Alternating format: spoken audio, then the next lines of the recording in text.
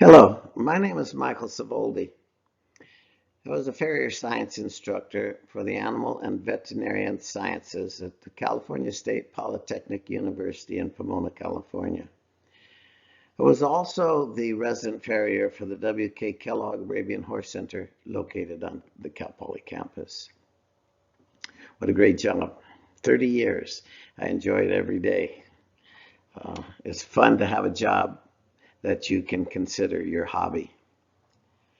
So on today's discussion, I'd like to talk about the difference between a flare versus a bend when it comes to a horse's foot, the hoof capsule.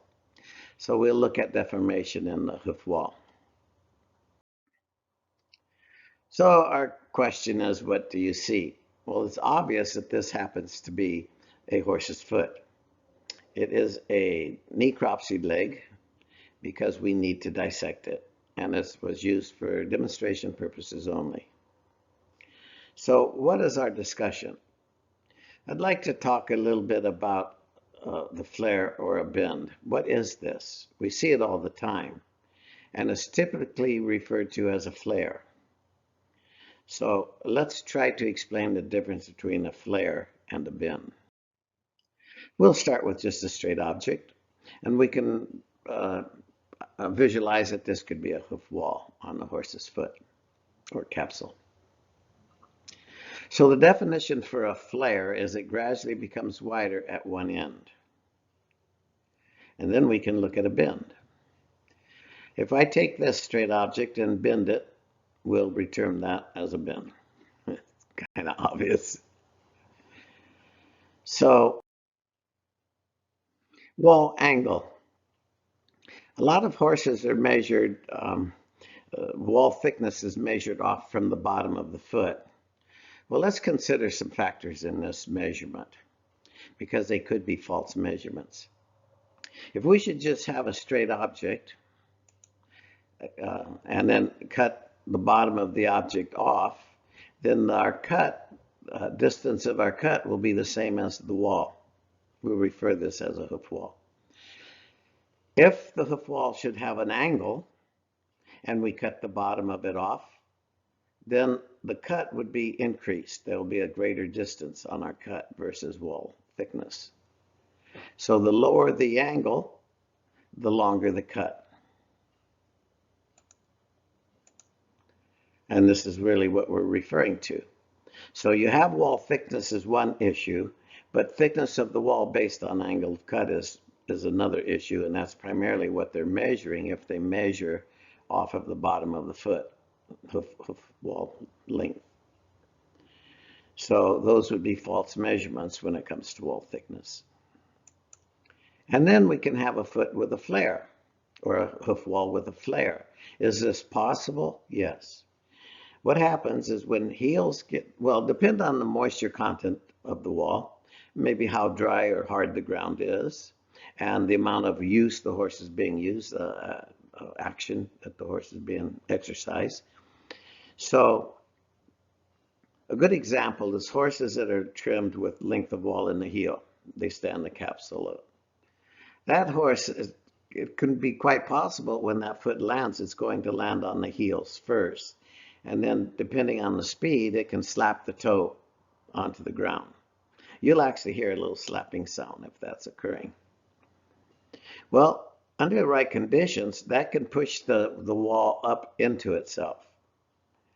I'd like to refer that to maybe a piece of iron, a blacksmith working a hot piece of iron. It's called upsetting. If they want to thicken the end of this iron bar stock, they can heat it, soften it, and then with the hammer, drive the iron back into itself. The term is upsetting. Well, what does that do internally to the iron? It will disrupt the molecular strength of the iron. It changes, it knocks all the molecules around out of their shape.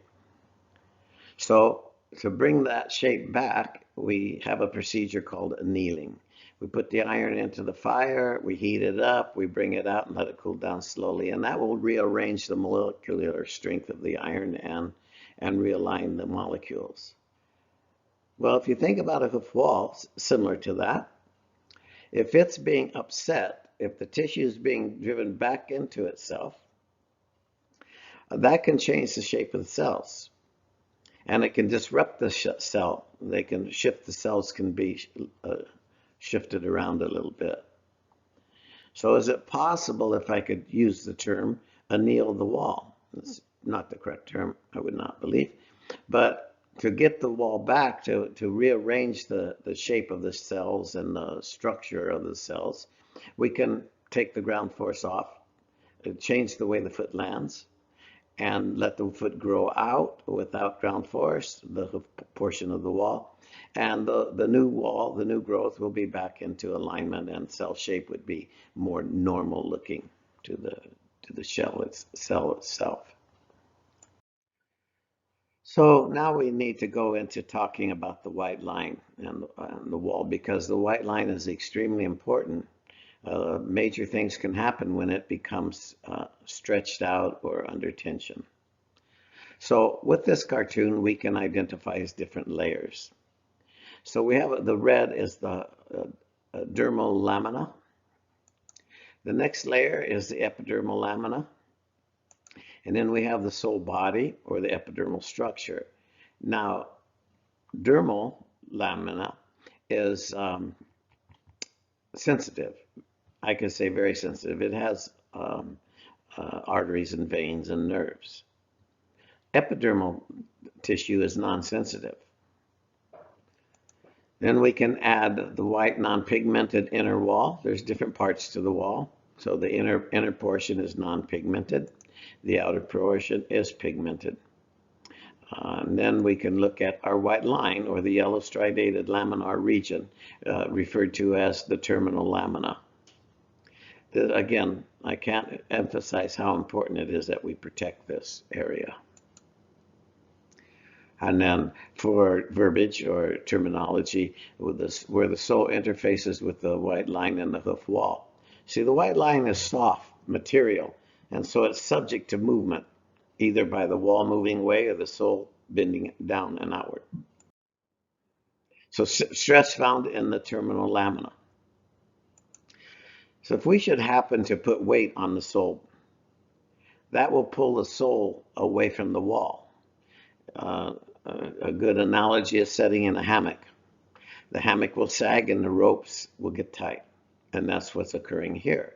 So as the wall is being pulled away, I mean the white line is the sole is pulling the white line away from the wall. That's a tension that can stretch out the white line and put a lot of tension into it.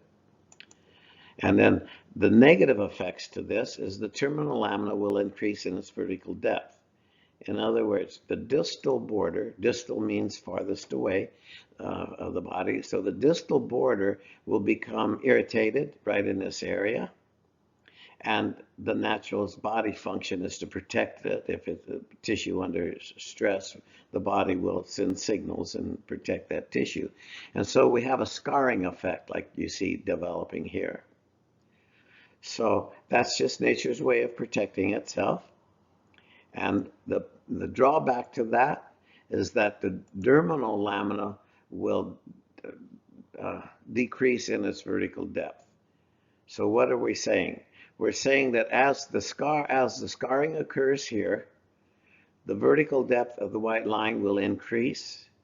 The negative to that is the dermal lamina within the foot will decrease.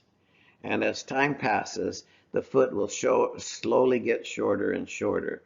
You might see that. You may be working on an older horse, and after you trim the foot, it looks too small for the foot or too short for the foot. That's primarily due to internal damages lost to the pedal bone, the edges of the pedal bone or the P3 bone. Wall bend. Now we can get into part of our discussion. So by loading the sole with body weight, body weight descends down the skeleton, and the last bone in the body, the pedal bone or the P3 bone, the third phalanx, what that does is it stands on top of the sole, and it has to bear body weight. And different conditions of the sole are softer, can sag more, or can stretch more, things like that. Some people don't think the sole can stretch. Well, it definitely can stretch.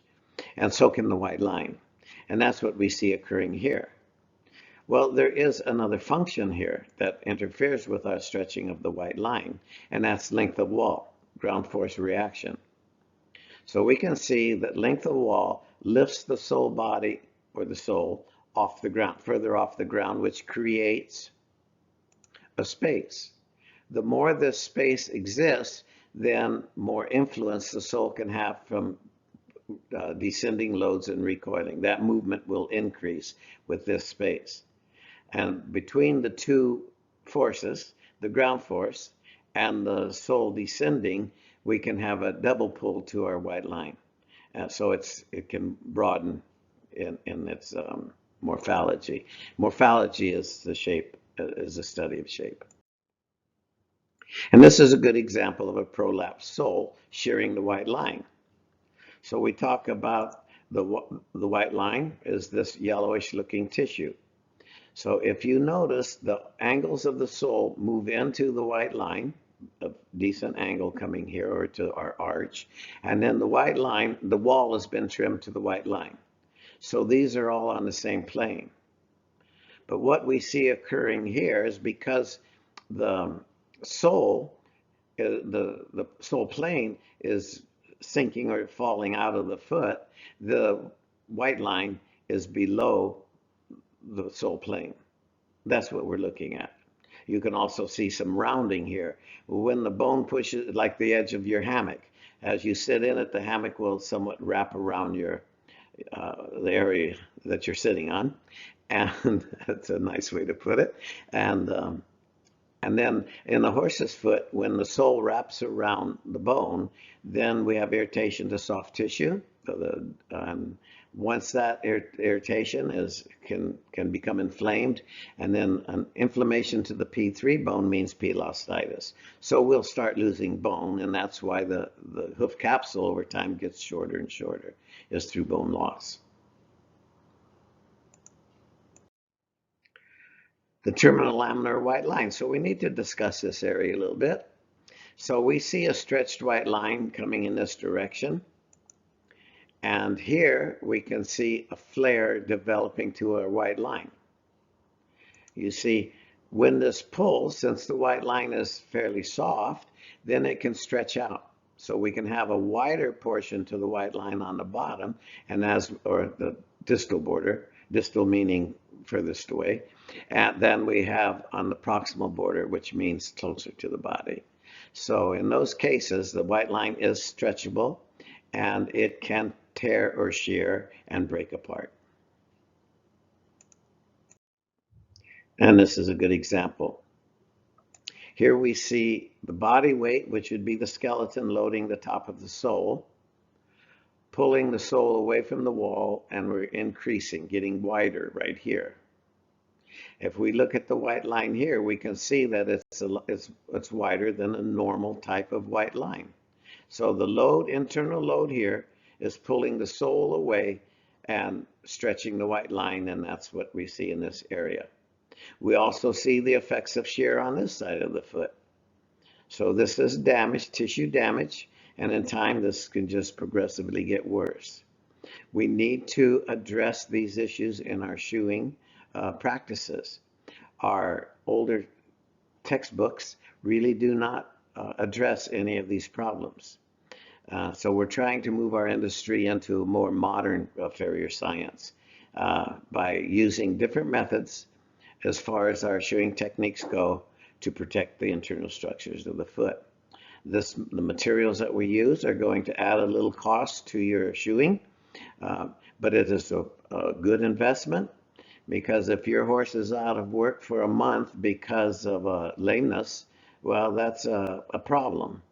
So when we learn to protect the recoil action of the sole and learn to protect the bone elevation, it's going to cut down on your vet bills immensely. But like I say, it's going to be add a little more income to your cost. Now we can look at a wall bend. So this is a dissected foot. It's photographic anatomy. Maybe some people would refer to it as gross anatomy. is a horse's foot that has just been sliced, and we're looking at the internal structures of the foot based on the slice where the cut was made in the foot. So we see several things here. One is, let's look at the sole. So I said in another lecture that sole cracks on the dry sole will end on the moisture line.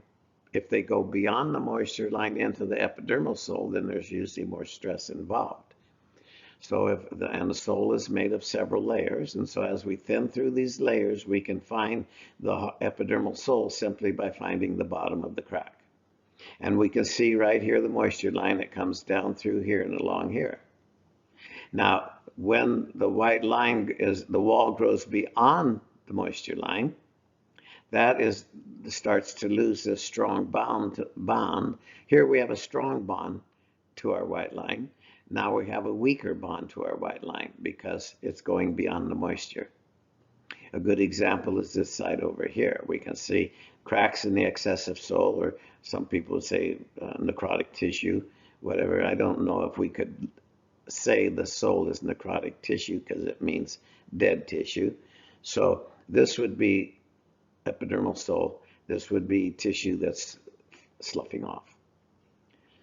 So let's say another thing that I see here, I have to apologize because when I look at a picture, I see way too many things to talk about, and I get distracted from the topic.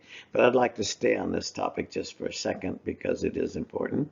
That where the frog pad naturally separates from the bar is usually where the moisture line is. If you dig beyond this point with the hoof knife, using it as a gouge to dig in there, then you could be digging into epidermal sole. So if you basically just find where this separation is, and right here's the moisture line on this side of the foot, and as you can see, it comes around, but it drops down a little bit because that's sag, the sole is sagging in that area, and then it comes back up to its attachment. And where is our white line breaking out? So we have healthy white line here, or good white line here, and just past the moisture line will be this separation, or weak white line, and it'll be breaking away. But look how this aligns with our bend. So this is a very low bend in our hoof wall. Bends can be anywhere, start anywhere in this area, and this just points out stress to the white line. This is a different foot. Cut, and then we're looking at with the window put in it so we can see the hoof wall and the internal structures. And if you notice on this foot, the bend is higher up. These bends can come all the way up into here. But look what's happening to our white line. It's getting wider in this area here. It's flaring. So here we have a flared white line. Why? Because of the definition of flare.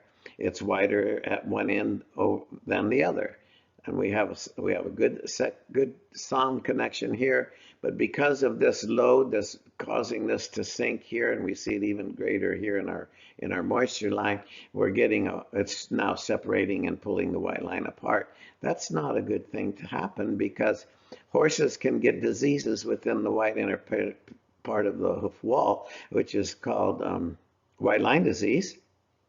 And when the white line rips open, then we can see how a weak white line can allow this disease to track into the inner wall and then start eating its way up into the upper wall. So horses, if you learn to maintain a solid white line, it would be difficult for them to pick up white line disease. There's no absolutes in the horse's foot. So I'm talking what I see, generally speaking, what I see in patterns more so than every foot is the same, because they're not.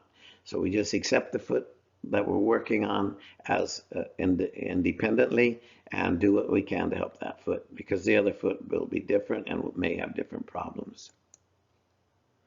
So we talk about rasping the wall bend.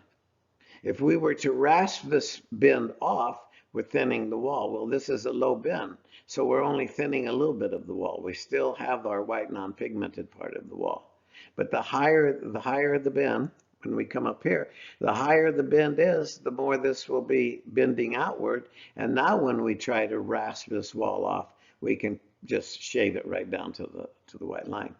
Let's not forget that the wall is important. If a horse's foot didn't need a wall, it wouldn't be there. The wall protects the inner structures, but it also helps in protecting the sole. So when we relieve, there are some barefoot trimming techniques that want to take all this wall away right to the white line. Well, I wish those people could see what I see inside the foot. They're not looking in. Most trimming techniques that your farrier is applying, we can't fault the farrier. He's doing what he believes is right and what his mentors told him or what the horseshoeing schools told him to do. But there's a poor knowledge involved in those issues because the wall is very important.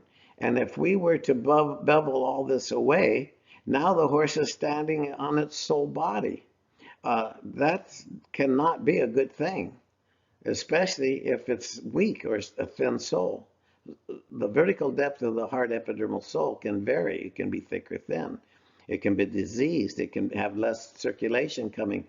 Here's a nice space here. This is a dermis coming through this foot, and you notice this space right here is quite open because the bone is here on the sole body. This is free at this point of the foot. This space can close up and change. If the bone goes into a positive palmar angle of any severity, then that will close this space. That creates poor nourishment into the sole and to bone because how is this stuff, the sole and the bone are nourished through the blood source. And when this space closes, then we have poor nourishment. There'll still be blood there, but it's just poor circulation. And so usually thinner soles can develop, or you might see bruises on the sole and things like that. So just bone elevation is critical in these feet. So just keep that in mind. That's why this is a high maintenance foot. If your horse is not your horse, excuse me, but if a horse is being very active, being trained very hard or every day, the maintenance on that foot should double. Those horses should be shod very regularly, never over a month. They should be shod within a month's time. The heavier the horse, the heavier the rider, the more activity. Maybe you should think about shoeing those horses every 3 weeks just to maintain what's going on. There's examples we can have to where a horse can go longer or less time, but your eye will tell you what needs to be done and as soon as possible. So anyway, what I was going to say is now it's very typical for a farrier to trim a foot and then just clean off the outside bevel of the wall. You see the white line here, the white inner wall here?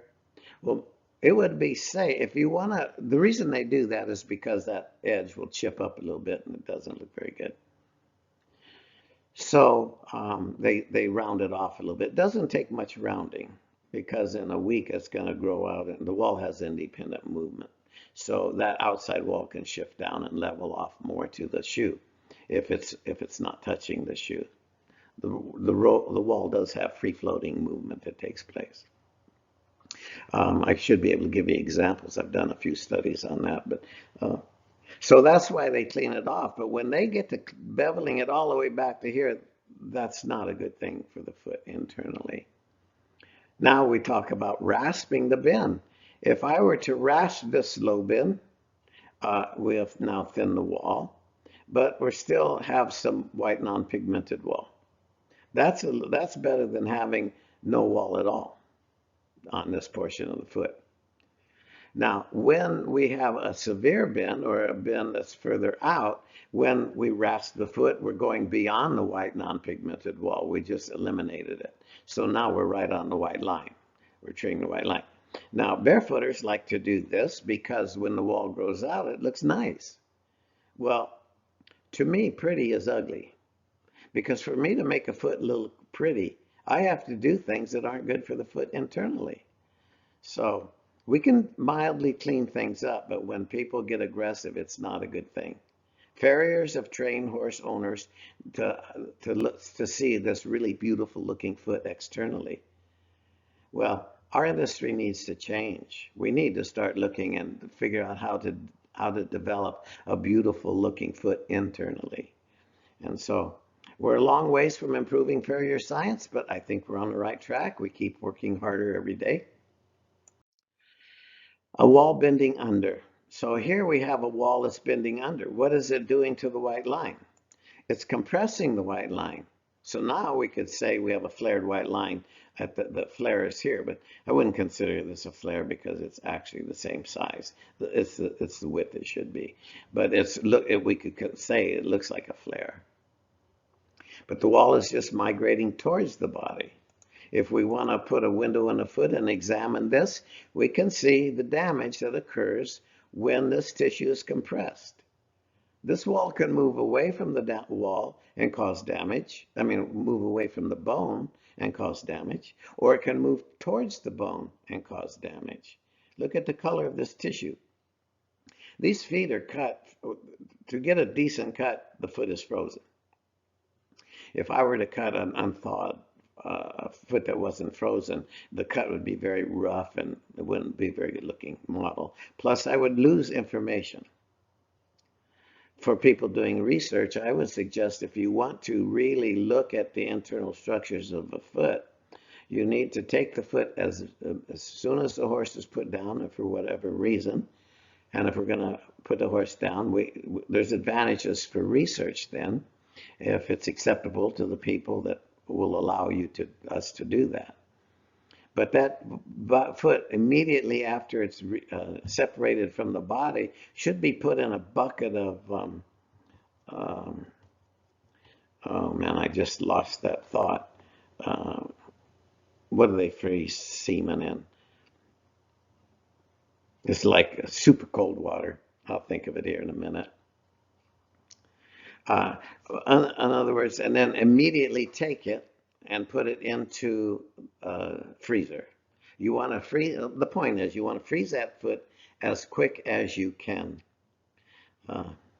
The word's right there, and I just nitrogen something, but okay. So we can see stress here. So what does this stress do to if it's inflammation, then it can put inflammation into the bone. This is the heel portion of a coffin bone or a P3 bone.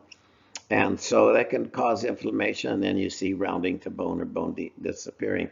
Now, if this wall moves away too far from the bone is a solid. So if the wall is actually migrating too far from the bone, then this tissue is now under tension. It's stretching, it's pulling the tissue, trying to pull the tissue off of the bone, and we can have inflammation again. So the mechanics to wall around bone have to do with the arch.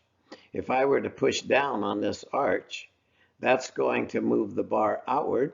It's going to move the wall outward. And if the wall is moving outward, then it will pick an increased space here. So usually the steeper the bars, the closer the wall is to the bone. The lower angles to the bar, the further away the wall is to the bone. I forgot my cursor, but this is what I'm talking about here and here. The wall's moving too close to the bone here. Here it's okay, but like I said, if the bar angle is forced by body weight, it can push down on the bar, forcing this wall out further, and then that will change the wall angle. But it will also put tension. If it's too great of tension, then you'll have inflammation. I get to talking. Here's why I always forget the cursor is my screen shows a normal mouse cursor, the little white arrow. Well, to use the cursor on here, I have to take the cursor, I have to go out of the picture and select the cursor in order to use it. And I get to talking so much and sometimes too fast that I'm ahead of my brain and ahead of my cursor. So I'm sorry about that. So what creates a bend? I'm going to have to sit up for this one out of this chair. It cracks me up. I sit so this chair is so low and so old that I'm surprised I can see over this screen. So I have to sit up because if I get too excited when I do this, 50 years of research, I still get terribly excited. And this is kind of neat stuff to see what I'm going to take us into here. So let's look at the bottom of this foot. Now this foot, it says at the top, this foot is off trimmed. So what do I mean by off trimmed? Well, the trim that I use for my research, because it's based on the anatomy of a horse's foot, and it will show you the 2 foot of the horse. So, and it's called trimming to the sole plane. So once you trim a foot to the sole plane, it takes some training because the heels have to be explained. The heels are difficult, and most people rush trims in the heel area. You can't rush a heel. You have to wait till the tissue tells you it's ready to trim more heel off. So you have to go slow. It might take 3 trims to get a foot trim to the sole plane, or more or less, depends. And what I mean by trimming to the sole plane is the wall is even on the sole plane here. But as we follow the white line around, you can see now that our wall is graduating beyond the white line. So this is length of wall in the heel, starting from the frog wall junction. We can see how much length of wall. So trimming to the sole plane, you just trim right along this edge where the sole meets the white line and the wall. You trim along here, and if your eye will show you that you can trim to the frog wall junction, then you do have a foot trim to its anatomy. But again, I never rush heels. You make a horse sore. I'm gonna go off track for a minute. Why does a horse get sore when the heels are trimmed when you take too much heel off and the horse walks off lame? Well, tissue adjusts to whoever's trimming the foot. It takes a while. So if you train shoers, most shoers trim differently. It's hard to find a couple shoers that can trim the same. It is possible, but it's usually one fella that's been taught by the other fellow. Those 2 people trim the same. But when you change a shoeing, that means that you're sending different signals to the soft tissue in the bottom, to the ligaments and the binding ligaments and the flexor tendon, all the tendons and ligaments, and even soft tissue. So you have to be careful. That horse should be therapy for a while, walking therapy for a day or 2 after it's been trimmed, just to help this tissue adapt to its new position. But what I was going to say is, when you take heels off too much, the P3 bone, there's collateral ligaments that come off of the navicular bone. It's hard for me to do this because it's hard for everybody to see, for me to use this hand and keep it in the camera. Right here is our navicular bone going right across here. So this has ligaments that come off the navicular bone, and they come up and attach to bone. So when you raise the heel, if you watch the navicular bone move, when I raise the heel, sorry, probably not a very good example. There you go. Let me lower the heel and raise the heel. You see how the navicular bone moves up with raised heels? Same with the deep flexor tendon. If you raise the heel, you're going to take stress off the deep flexor tendon. People say that's a good thing, and it is for certain reasons. But Professor Demois in France, he says that when you raise the heel up, that the deep flexor tendon will adapt to that, will shorten. He says that takes about 5 weeks. My experience says it's a lot faster than 5 weeks. So how do we get the heel down once all of this tissue has shortened up? We have to do it gradually, because if you take a heel down too fast, what's happening to the tension on the deep flexor tendon? That won't be as severe because there's other parts to that tendon. So you take the heels down, this tendon is going to adjust to it fairly rapidly because you have other things that are moving with it. But these, a ligament, see, a tendon attaches bone, or the tendon attaches to muscle, where ligaments attach bone to bone. So when you lower the heel that's been up for a while, you're really putting stress on the collateral ligaments to the navicular bone that come up here. So if your horse walks off sore because you took the heels off too fast, that's primarily your main issue, is you've stressed those collateral ligaments. They weren't ready to be put on that amount of tension. So for farriers to do that and observe it, I would say get that heel back up a ways, use some method to relieve that. You don't want to see a horse in pain or in stress. And then learn to take your time removing the heel. See, like this heel on this foot right here. Look how long it is. If I cut it down here, what did I just do? I stressed the collateral to make it the navicular bone and put a little more tension on the deep flexor tendon. I'm not sure. Yeah, I better stay away from that. My next statement, because I'll really get people. I hate arguments. So if I keep some of my thought to myself, I eliminate arguments. It's just too bad. It's just a shame that people have traditional ideas and they have traditional arguments. I don't know how many arguments I've been in on foundered horses. All their arguments are coming from traditional ways of thinking. So I just don't get involved in talking about laminitis. It's pretty simple to bring a hoof capsule back on a laminitic horse if you understand what's going on internally. Let the veterinarian deal with the pain, wait till it's out of pain, and then you can make up major adjustments on that horse. Anyway, I said more than I should. But if I wanted to lower this heel, I probably wouldn't go this deep. I know the heel can trim here because the sole plane tells me it can, but I don't want to go there today. It's too much heel. So I may just take, if I feel comfortable just taking half this heel off today, I will. Next time I might take the next half, go halfway through there. It depends. If they go 5 weeks, I'll be taking off the same amount, so I'm not gaining. But if I can shorten the trimming time, that shortens the growth time here, and then I can gain on getting this heel down more to a better position for the hoof capsule to be in. But I'm going to put a line across it, wall length beyond the heel. So now this is how the angle that the horse will be standing on the ground. So we're going to twist the joint. And this is what we see. You see, find my cursor. You see here, this has been trimmed to the sole plane, but this is length of wall. Here's the sole plane and here's length of wall. So what has it done to the capsule? It's it's put the capsule in a medial roll. What does it do to the P3 bone? It puts the P3 bone in a medial roll. Now think about joints. Think about joints. If I'm going, how's that offset capsule going to affect this bone?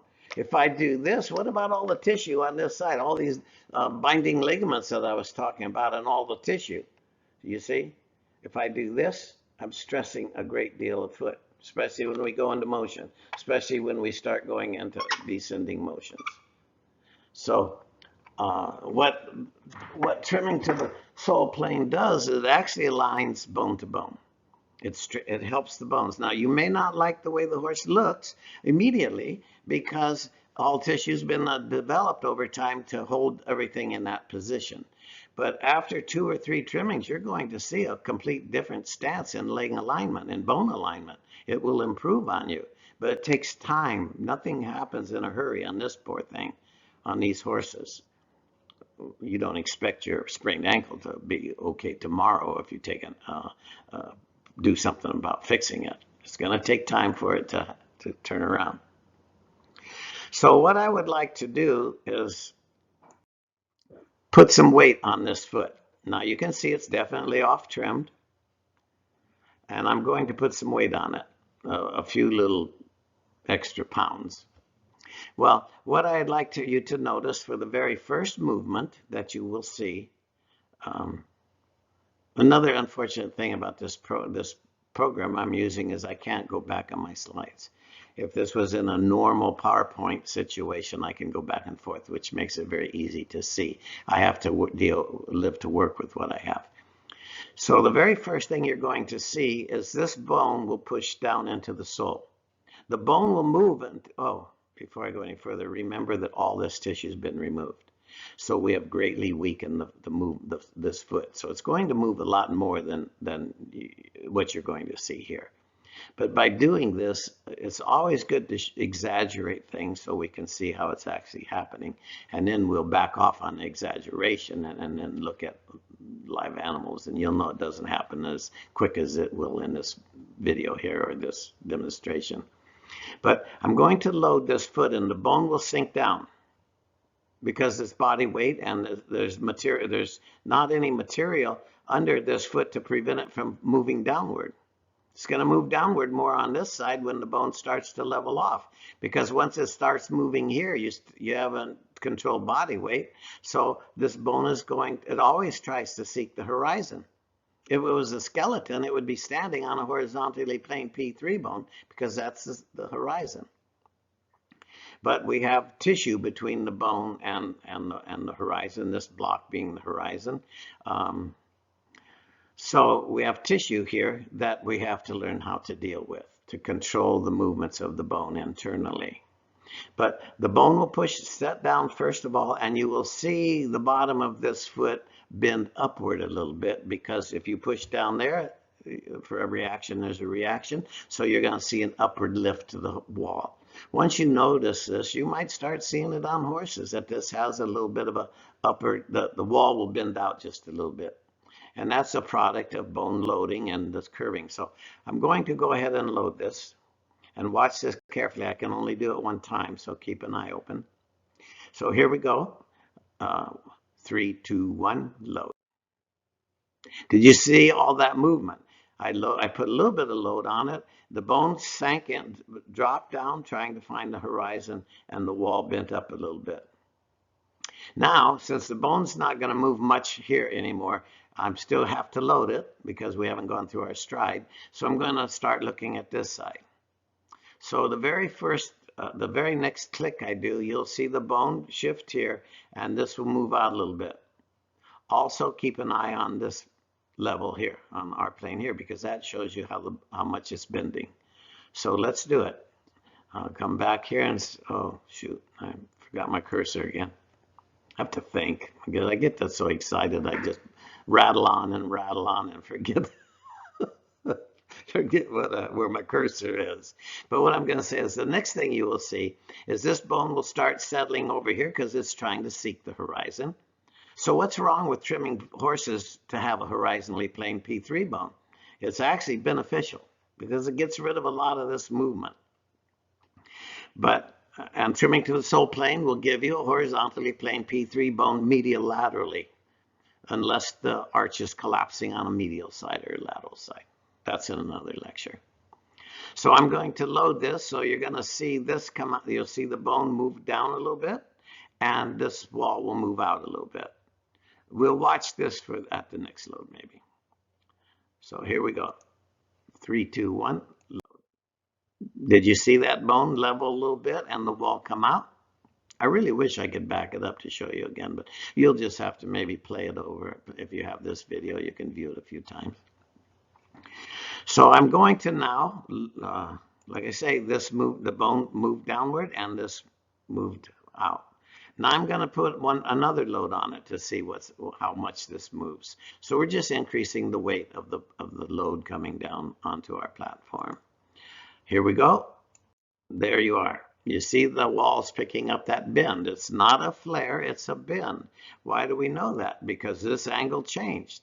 Now these a lot of times you'll see a little crease on the hoof wall. There'll be a crease. And I think a crease is really an ideal word to use for this, because a crease is just showing pinching of tissue. It's building a little ledge when it pinches up. And this is some of the movements that creates that little crease on the outside of a hoof wall. So you can look for that because that's a telltale clue of something's going on. So now I would like to move it, put another load. We can watch this move even greater. The bone will still be leveling because it hasn't bottomed out. And then we have here this. See how much this angle is changing on our wall, on our bend. Imagine what that could be doing internally over time. So here goes our next movement. I'm going to just push the mouse. So here we go. Now, there's a major bend developing. So that's how the wall can bend. It's unequal foot trimming, or letting a horse go too long, allowing things. Heels are very important. The length of wall in the heel is extremely important, because if they're not the same, and I think I have a lecture in here talking about how to evaluate length of wall on a standing horse. There's little landmarks on the back part of your foot that are very reliable. You have to understand them. You probably need some instruction really to understand how to identify the landmarks, but they're explainable and they're reliable. So if the horse is trimming is critical to a horse's foot. And like I say, farriers, when I said farriers have different ways of trimming feet, I mean, there's so many different ways to trim a foot. It's unbelievable. And farriers change back and forth, have different opinions of how a foot should be trimmed.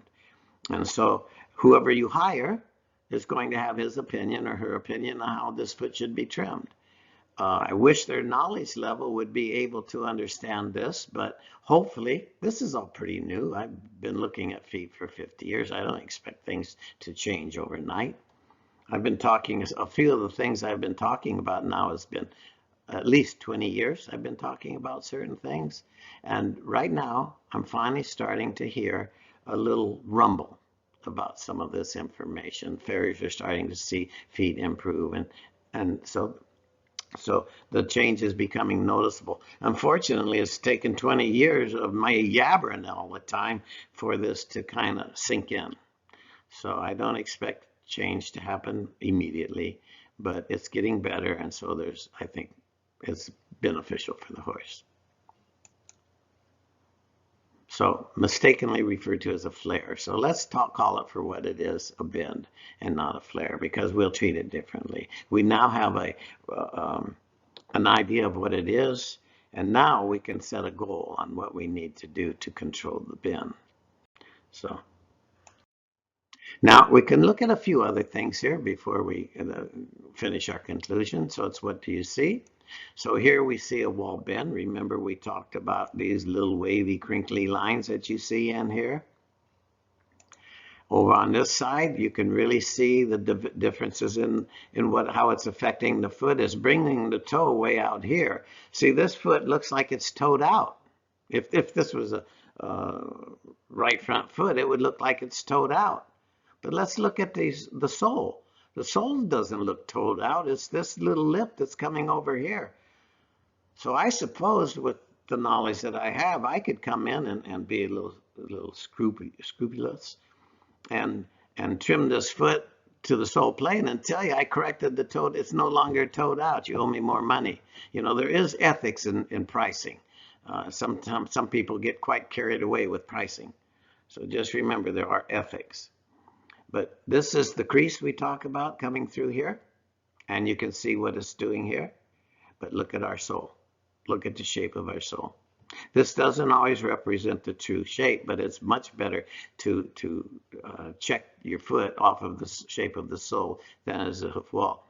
I can name a few shoes that farriers use that are all built on distorted feet.